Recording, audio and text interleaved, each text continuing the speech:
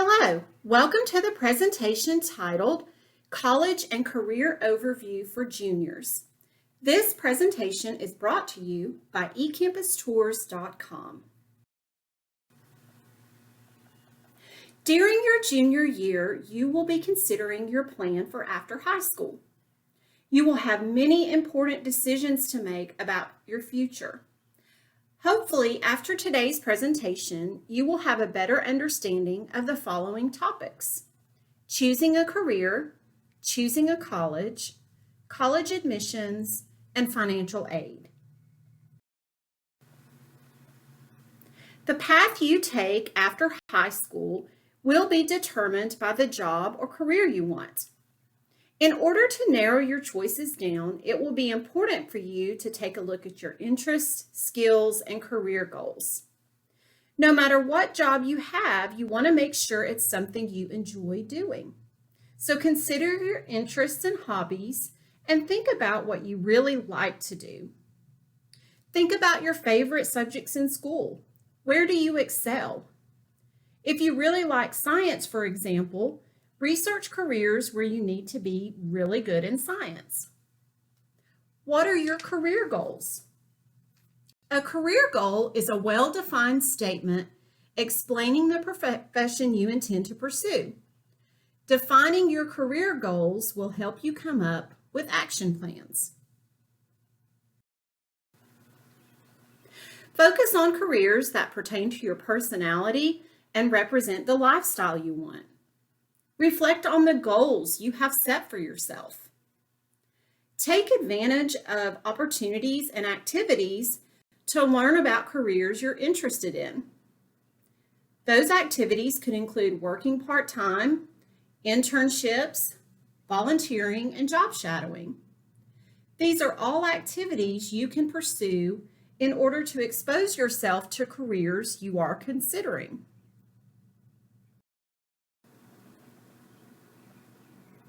Choosing your path after you graduate high school is one of the most important decisions you will make. It's all about finding the right fit for you. This will be different for everyone. Again, once you settle on a career, this decision will be easier for you. 28% of careers require a vocational certificate, 30% require an associate's degree, and 35% will require a bachelor's degree. So why is it important to go to school after high school? Most jobs require some additional training or education beyond high school. This will expand your knowledge base and potentially give you more job opportunities. This will also allow you to prove your potential, earn more money, and lift your family. There are several factors you will want to consider in order to choose the right fit for you. As you research colleges, make a comparison chart. This will help you narrow your choices down. So what type of school are you considering? You have many options. Are you looking at 2- or 4-year colleges, public or private institutions? You also have many HCBUs and vocational schools as well. You need to consider the geography or location of the college. Is it located in a rural or urban area? How large is the town or city where the college is located? We encourage you to take a look at the setting and culture of each institution. How many students attend, and what is the student-faculty ratio? In other words, what's the typical class size? What majors and campus activities are offered, and does the college have a career services department? Cost will be an important factor for both you and your parents. You will want to go to the Financial Aid tab on each school's website to find out the total cost of tuition, room and board, and books and supplies. What can you do now to prepare for college? We encourage you to research scholarships using the internet and local resources and begin applying. Make sure if you use a scholarship search that it is a free search.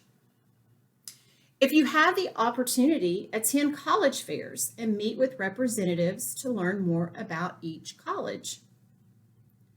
If your high school allows admissions reps from colleges to come in and visit, make sure to take advantage of the opportunity to meet one-on-one with them. Make a list of questions you have and get all of your answers on that day. Continue to research colleges via the internet and by visiting each campus you are considering. You can begin your college search by viewing virtual tours of over 1,300 college campuses on ecampustours.com. While you're on the website, register for a chance to win a $1,000 scholarship, sign up to receive monthly newsletters, and read valuable articles about college planning, paying for college, campus life, and career exploration. When you visit college campuses, you will want to research the college before your visit so you know what questions to ask. Talk to current students while you're on campus. They will give you an honest picture of what it's like to be a student there. You may want to inquire about spending the night on campus and then sitting in on classes the next day. Talk to admissions and financial aid counselors while you're on campus. Check into attending an open house where you can meet with faculty and staff from all areas of the campus. Make sure to get all of your questions answered. Some questions to help get you started are, what activities and organizations are offered on campus for you to get involved in? Are you required to live on campus? Make sure you know what the housing policy is for the colleges you are considering. You may want to inquire about what meal plans are offered. If you live on campus, you will participate in a meal plan. What types of institutional aid is available to help you pay for school? What is the faculty-student ratio? These are all important questions to help you figure out which institution is the right fit for you. Let's talk about the college admissions process. Most colleges will look at your cumulative grade point average and test scores to determine your acceptance into their school. Some colleges will also consider recommendation letters, an essay, interview, and your extracurricular activities. As you research colleges, make sure to look at what each school requires you to provide in order to be accepted. All public school students will take the ACT or SAT during spring of junior year and fall of senior year. There are other opportunities to retake during your senior year if you need to. Make sure to check with ACT or SAT websites, social media accounts, or your school counseling office for test dates. Again, ask the college admissions office about their minimum requirements. College application deadlines will vary per school. Some applications are due as early as November 1st. This is why it's important to narrow your choices down during junior year so you know which colleges you will be applying to fall of your senior year. Find out from each college what to include along with your admissions application. Applications are typically available online at each school's website. If you will be applying to several colleges, check to see which ones participate in accepting the Common Application. Those can be found at commonapp.org and commonblackcollegeapp.com.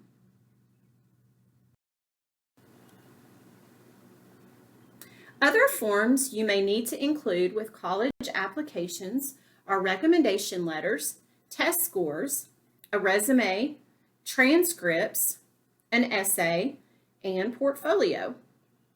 Again, you have to make sure to check with each institution you are considering to see what they require. Also, don't forget about other applications you may need to complete at each institution. These include housing, scholarship, and applications for special programs. Many colleges are moving away from application fees, but some still do require them. Make sure to put in a request for your final transcript to be sent to the college of your choice at the end of senior year. Make sure to be aware of early deadlines and don't hesitate to inquire about application fee waivers. Here is an example of a sample student portal from East Tennessee State University. Be sure to log in and check your student portal for information about registration, advising, and other important information that you need to know.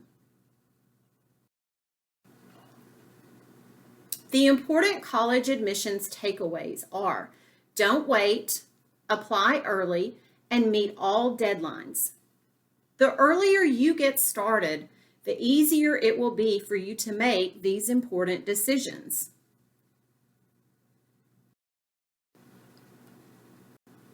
Let's take some time to talk about financial aid for college. Financial aid is money that assists students and their families in funding their college education.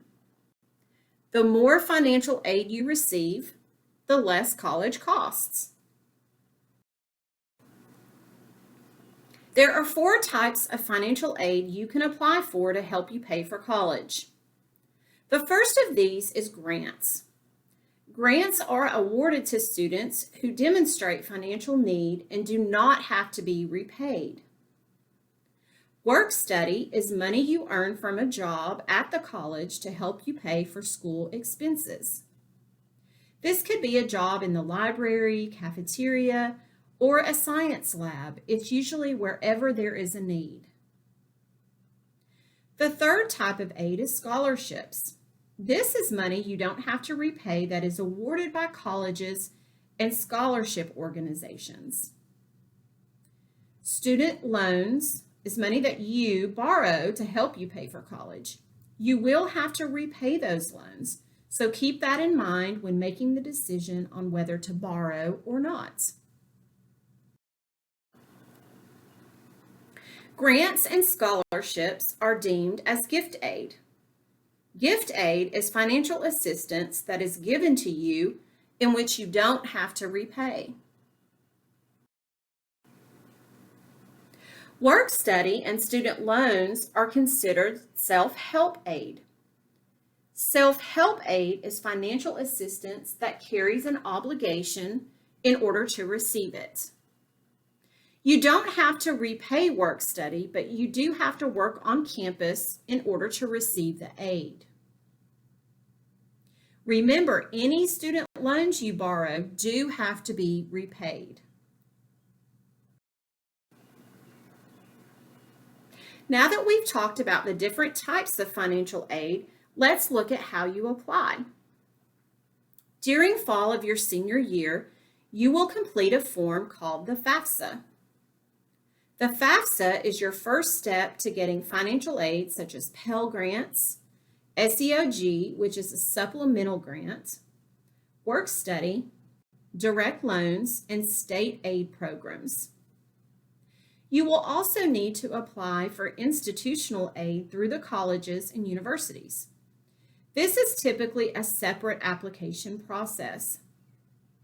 Many colleges offer school-specific grants and scholarships.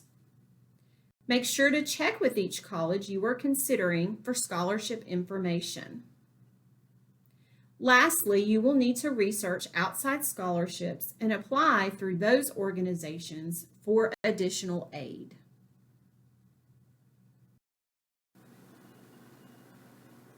The FAFSA is the free application for federal student aid. The application opens on October 1st of your senior year. It is used to determine how much financial aid you qualify for and how much money your family can contribute to the price of attending college. Prior to completing the FAFSA your senior year, you and one of your parents will need to create an FSA ID. These will be unique to each student and parent, and these IDs will be used to electronically sign and submit the FAFSA. There are some important tips to remember when you create your FSA ID. An email address is not required but strongly recommended. The student and parent can't use the same email address, so make sure that you as the student and your parent use different email addresses. Make sure to write down your ID information because you will be using that same ID to complete the FAFSA every year you're in school. You will create a username and password. You will need to have your social security number and date of birth in order to create your ID. You'll also need to provide your mailing address and create some challenge questions. It is important to understand the following terms so you understand the financial aid process. Financial need. This is the difference between the cost of attendance and your expected family contribution. This means when you complete the FAFSA and colleges you are applying to receive this information, they will subtract your EFC from their cost of attendance to determine your financial need. The student aid report is a summary of your information from your FAFSA that you receive a few days after your FAFSA has been processed. You will want to check this summary to make sure you don't need to make any changes. The financial aid offer notification is an offer from a college that states the type and amount of financial aid the school will provide if you accept admission at that school.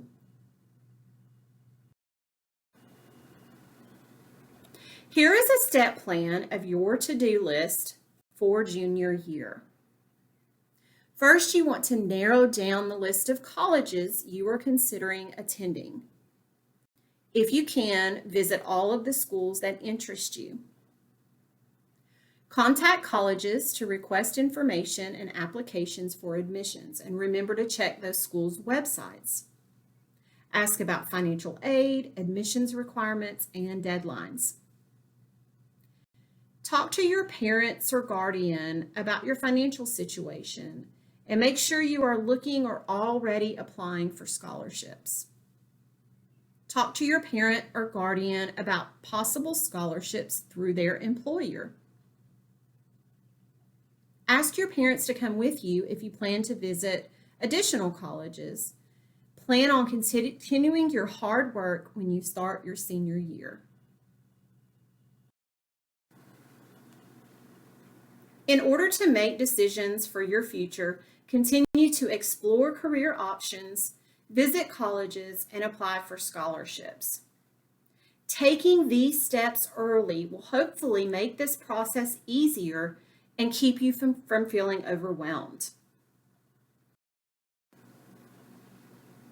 Here are some ways you can follow us on social media, and thank you for joining us today.